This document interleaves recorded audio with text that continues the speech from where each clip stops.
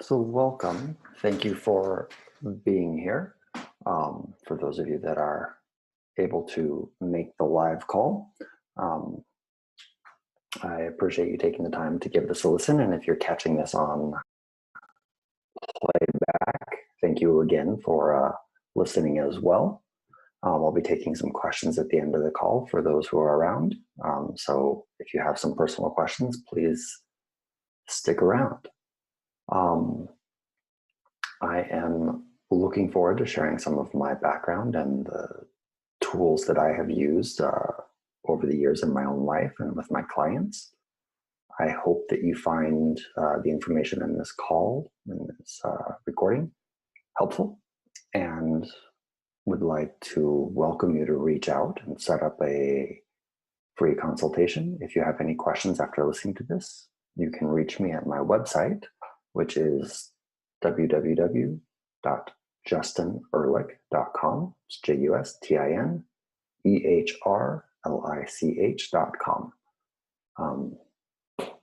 So if you have any personal questions, would like some feedback, and you couldn't make the call to ask questions at the end, please just reach out. So today's call is focusing on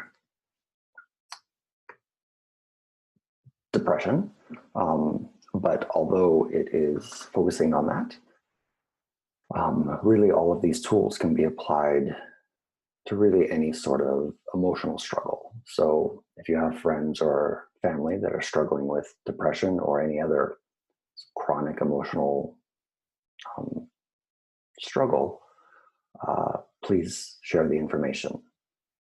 My background, just to give you a little bit of information about me, is in classical Chinese medicine and Daoism. Both of these systems, both of these wisdom traditions, teach about the integration of body, mind, and spirit. I believe in that integration completely, that we are integrating beings and cannot isolate our parts, and think that they don't influence each other. And of course, modern Western medicine is showing this more and more. So all of this is based around that belief that we are integrated. And there are a few other assumptions that are built into my worldview, and hence influence all the information in this call. So those things would be that we are all here for a reason. Life is meant to be mostly filled with joy. There will be difficult times, of course, sometimes extremely difficult and very sucky, but we can always heal from those events. That healing always occurs in the present moment, not in the future and not in the past. And the things that take us out of the present moment are the things that often keep us from being able to fully heal whatever it is that we are struggling with.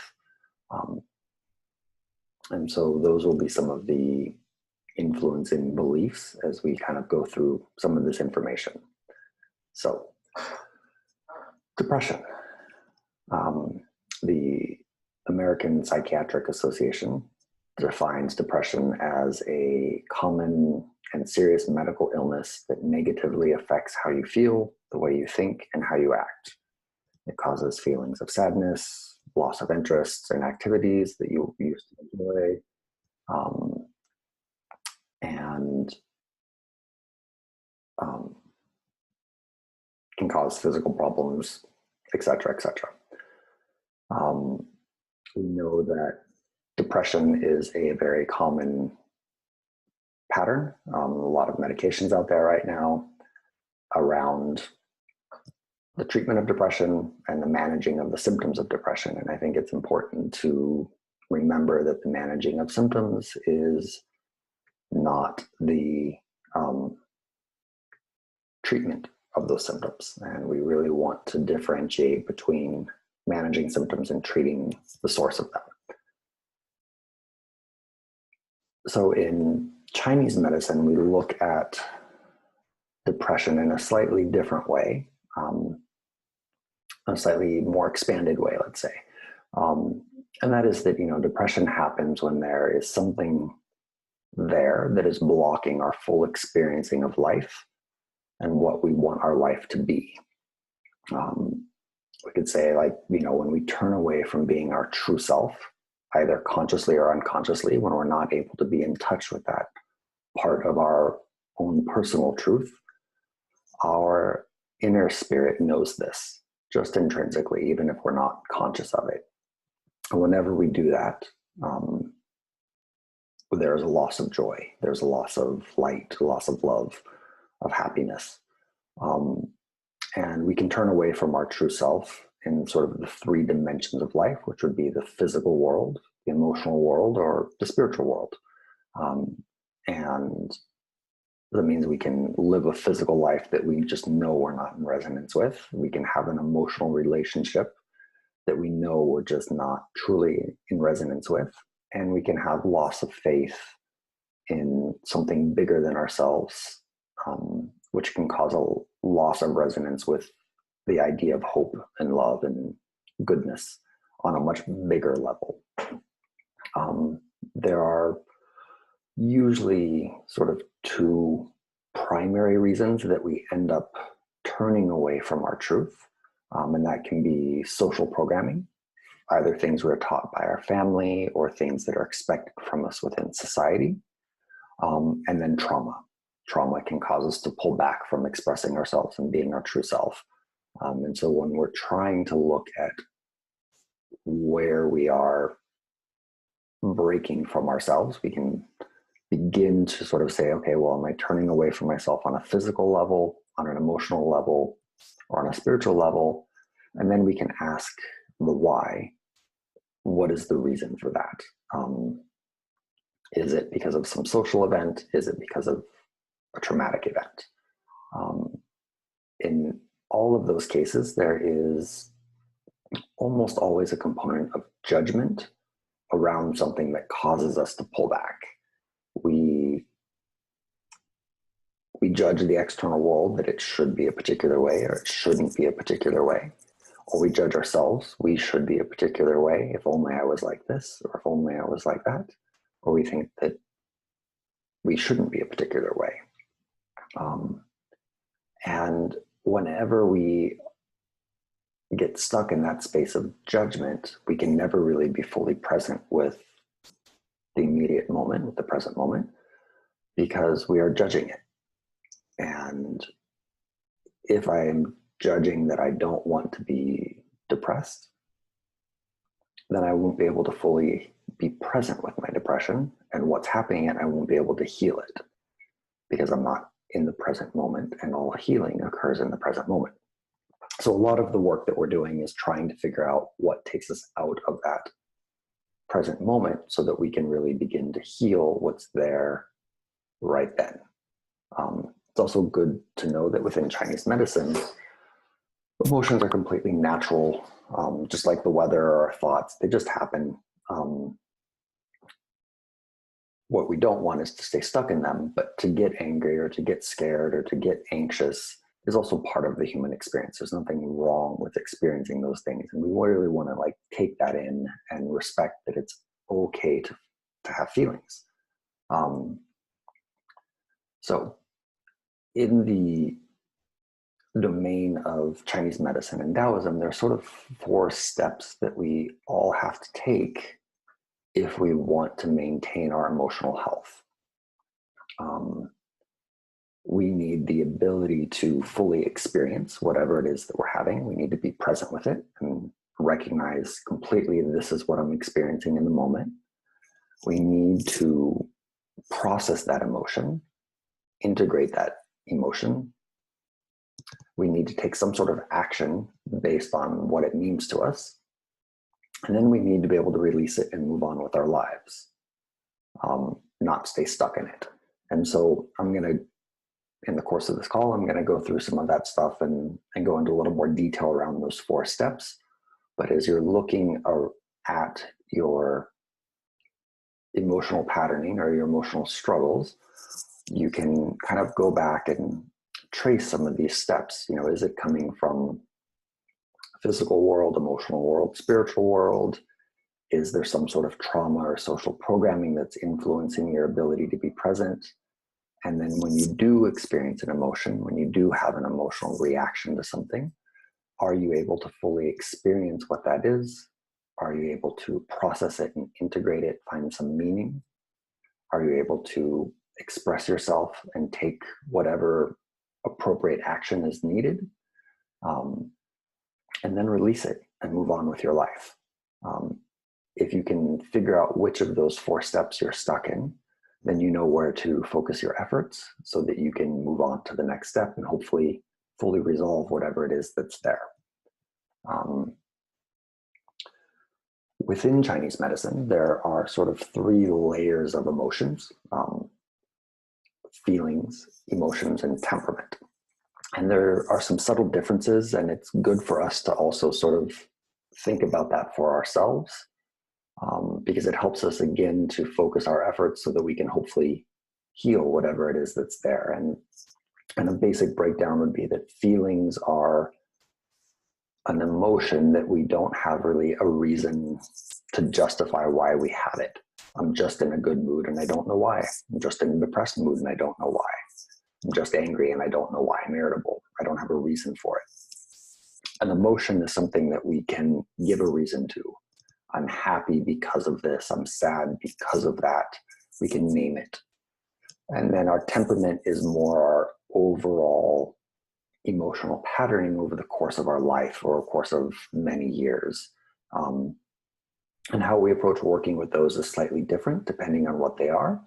But it's good, again, to kind of just get some perspective on where it is that you personally are struggling so that you can really focus your efforts and make some progress.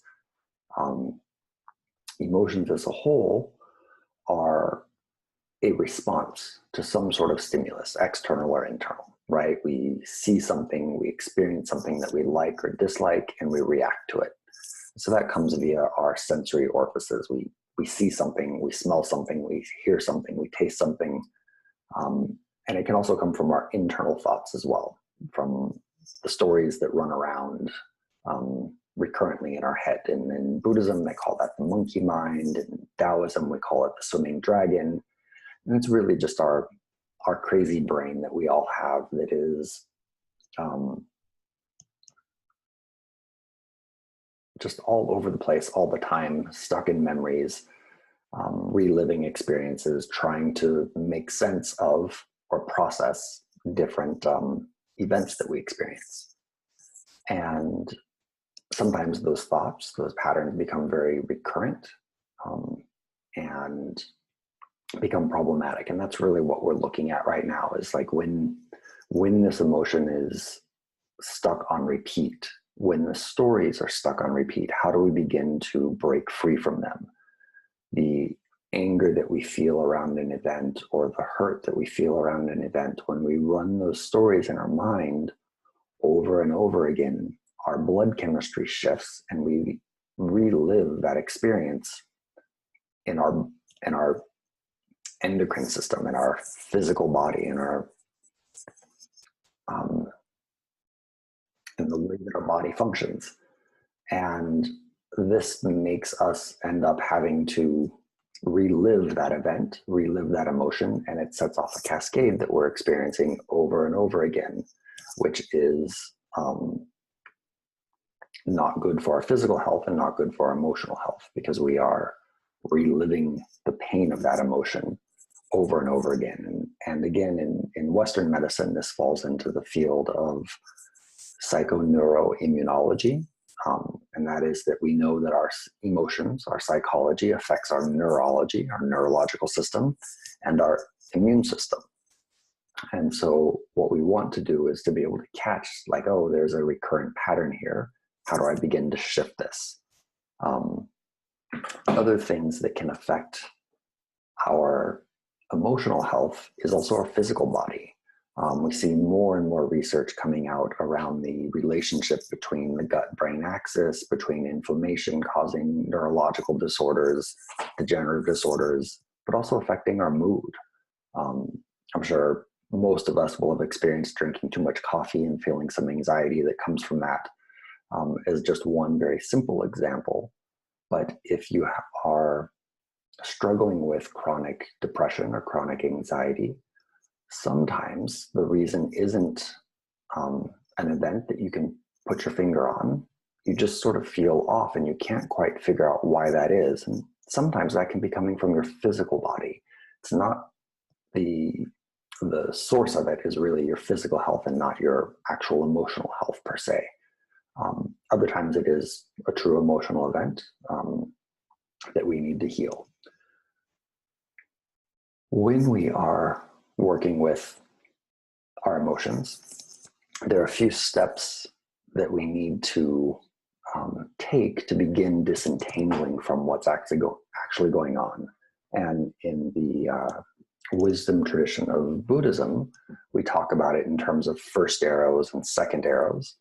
But the idea is that we have an emotional reaction to an event, and then disappear down this rabbit hole of multiple thoughts. And that event could just be a memory that we relive, or it could be something that's happening in the present moment. Either way, for our physical body, when we have the thought or the event happens, it's all in the present moment. And so the first event is that I'm angry about something. The second event, or the second arrow, would be that I judge myself that I shouldn't be angry. So then I'm stuck fighting my reaction to my anger.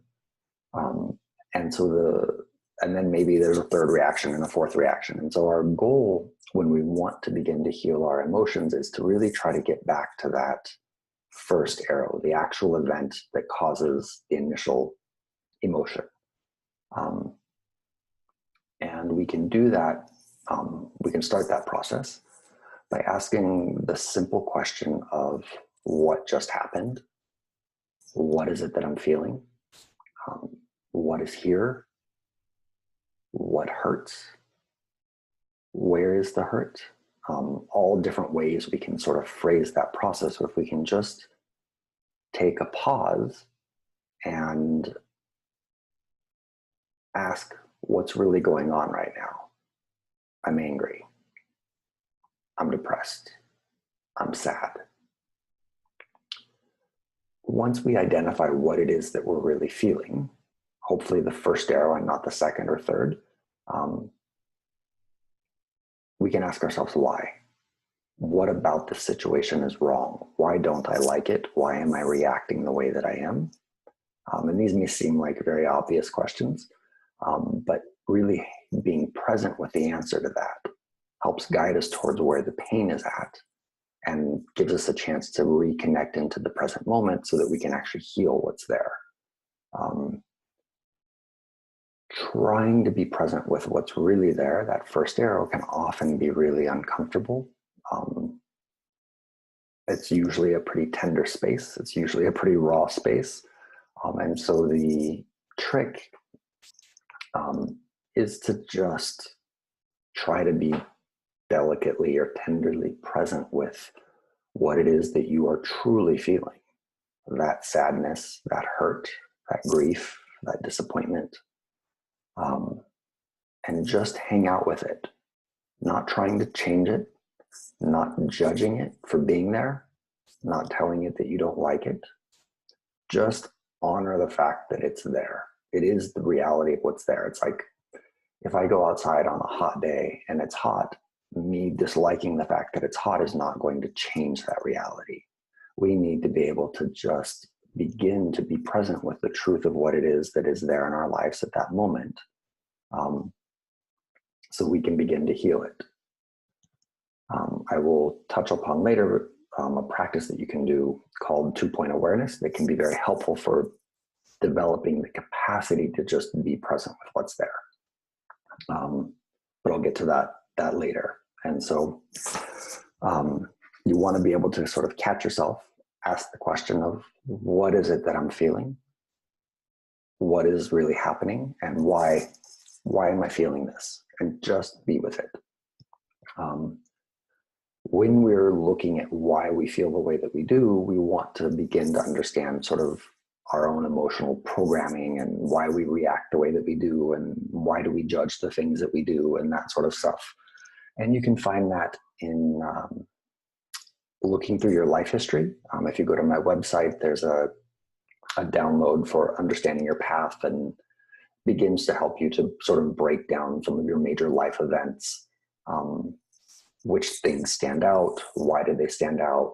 What do you still carry with you from events? What are the norms of social programming in your family or in your culture or in your gender?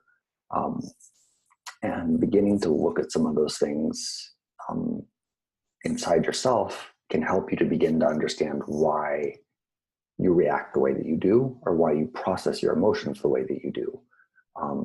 And one of the areas that really is the most critical for us when we are working with our emotional health is to begin to understand our own judgments. And often mapping these out, writing them down, is a really helpful step, because our judgments often run how we react to things and how we process things, or how we don't process things, in the background. And so beginning to get to know this part of yourself can be really helpful for mapping out where you get stuck. So you can just start to look at, like, what parts of the world do you judge? What part of human interactions do you judge? And most importantly, what emotions do you judge? How do you judge anger and fear and sadness and all those sorts of emotions that are normal for humans? Why do you judge them? Why do you feel the way you do about them? So you can begin to unravel that. Because again, all of this is based on the premise that healing occurs in the present moment. And to be present with our emotion, of course, we can't judge it, because if I think it shouldn't be there, then I won't be present with it and I can't heal it. And so beginning to see what it is you judge about each emotion and why you judge it is one of the most important steps we can take for ourselves around healing any chronic emotional struggle. Once we've identified all of that, we can begin to process our emotions. Right? You can begin to do the work. And there are a few different things that are primary things that I share with my clients and that I use in my own life. One is I call side processing, and that's sort of just letting off steam. You go out and go for a run, go work out, do something just to kind of remove some of the intensity of the emotion. It's good to have multiple methods. And it's good to remember that side processing isn't solving the problem. It is just helping make it a little bit less intense. You go for a drive, go for a run, go work out, hang out with some friends, go into nature, etc. When your emotions are particularly intense and you just can't sit down and be present with them, side processing is a great tool. Just don't think that that's the same as actually processing it. 2-point awareness is this idea of just being present with what is there and not trying to change it. Just allowing for it to be and honoring its right to be there. Practicing this gives us a lot more stamina in weathering the emotions of life. It develops our capacity to work through things when they show up, because we will not flinch and pull away from the things that we don't like as much. And it also, in this subtle way, begins to help us realize we aren't our emotions, which helps us to begin to break free from chronic emotional struggles. It is a practice. It's not something you do once and it's over. It's something that's really meant to be done on a daily basis. And the practice is simple, relatively speaking. It's not a complex practice, but it's not always an easy practice because the emotions that are there are quite tender. And that is that you focus on your breath, you feel the breath coming and going, and you are just allowing that emotional experience to be there. Here is my anger, and I'm breathing. here's my grief, and I'm breathing. You're not trying to change it. You're just allowing it to be. And including the breath, or you can include the feeling of your feet on the ground, helps us not go down the rabbit hole of fight or flight quite as intensely, or of tunnel vision where our pain, our emotional struggle is the only thing that we're experiencing. Because we include the breath, because we include the feeling of our feet on the floor, there are now two things in our conscious awareness rather than one thing. And normally what happens when we get really triggered, when we're feeling an emotion that we don't like, is that we get overtaken by that. It becomes all encompassing and we lose the forest for the trees. We lose our bigger perspective of things. And so 2-point awareness is just the idea that we include something else. Don't try to get rid of the emotion you're feeling, just include something else, which is usually the breath, but it could also be the feeling of your feet on the ground. Another really critical tool for working through emotional struggles is the capacity to be inwardly vulnerable, to be honest with yourself about what it is you're really experiencing. This is not stuff that you have to share with anyone else. It can be helpful sometimes to share, but really what's most important is that you're able to be honest with yourself without judgment. And it's good to know that you can not like something, but still be honest with yourself about the fact that you're experiencing it, rather than thinking you shouldn't be experiencing it. As soon as that, I shouldn't be experiencing this, as soon as the should or the shouldn't comes in, you're stuck in judgment. And we want to watch for that. Sometimes life delivers emotional experiences that are really rough and are not fun at all. And we can not like that. But it is the truth of what we're experiencing, and we need to be able to be honest with ourselves about that. Again, it kind of points back to the idea of asking the question of like, well, what is happening? Why am I reacting the way that I'm doing? And how do we just settle into a soft presence with what is really there? Can we offer ourselves some kindness with the truth that, wow, the emotions that I'm experiencing right now really are not pleasant. They really suck. 2-point awareness is a great practice to help develop the capacity for this inner honesty. And inner honesty is what really brings us into the present moment so we can begin healing. Other tools that can be really helpful, of course, is working with a coach or a therapist or an acupuncturist or a guide or any sort of formal titled person that has training in helping guide people through this stuff. Journaling can be helpful. Mind mapping can be really helpful. It's one of my favorite tools that I use myself and I have my clients use. So those are some of the major steps you can take to help process your emotions. And as you begin to sort of look at your own emotional health, some of the things that you can check in with as a sort of checklist as you're trying to work through things is to ask yourself, what is your actual internal relationship to feeling your emotions? Can you experience them fully? Can you say to yourself, wow, I'm really angry, I'm really agitated, I'm scared? Do you have judgments around certain emotions? When you feel an emotion, can you feel it in your physical body? Can you include something besides for just the mental story?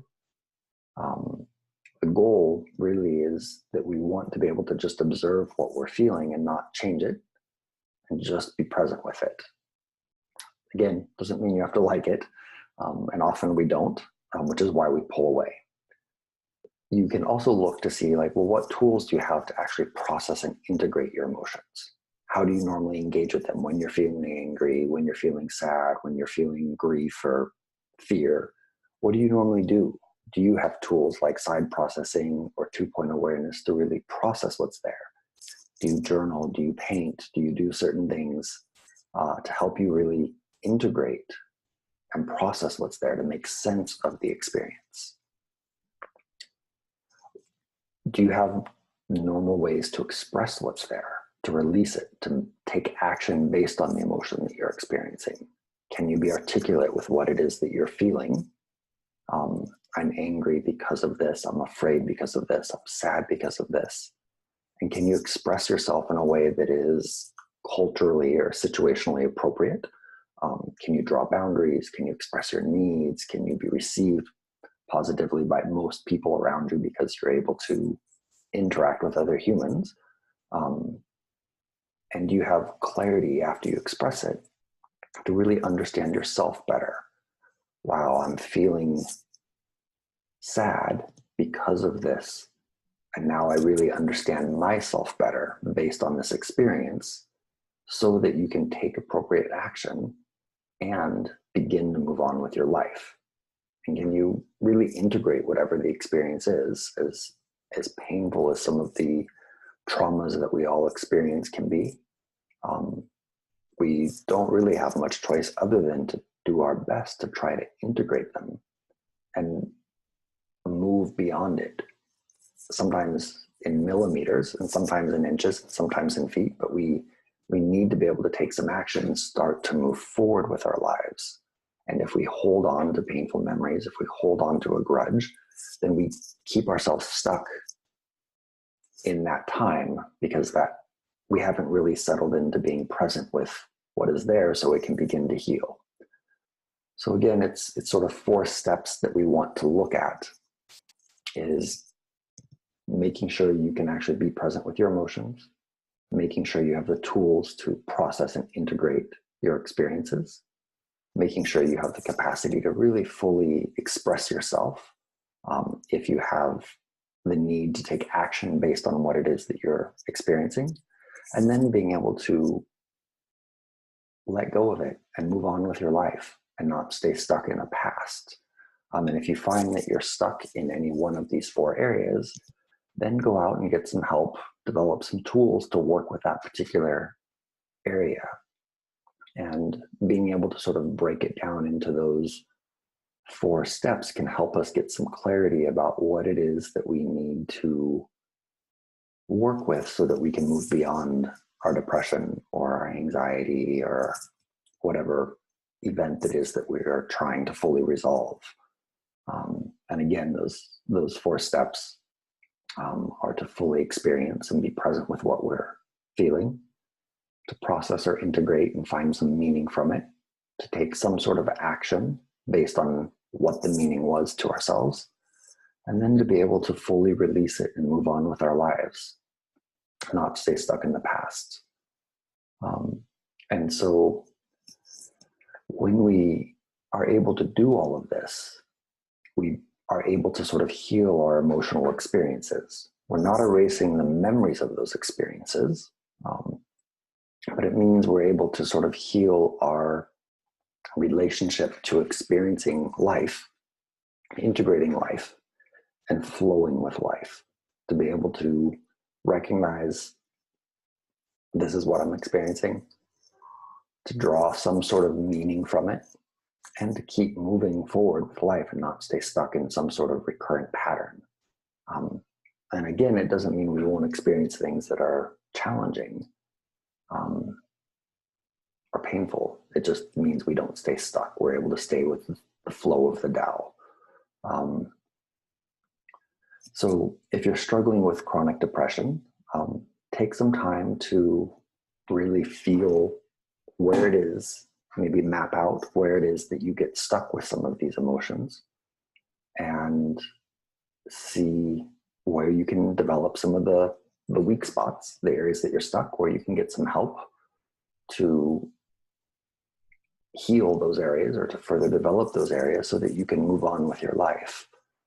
Again, looking at your life history, your social or traumatic programming, look for your judgments, your shoulds and your shouldn'ts, and look for what I would call a very sacred and tender space, which is where all healing occurs, which is when we are actually just present with what it is that we're feeling and not trying to change it some of the most difficult and most profound, some of the most difficult work, and it is also the place where the most profound healing can occur, is when we are really able to be tenderly present with what it is that we're feeling.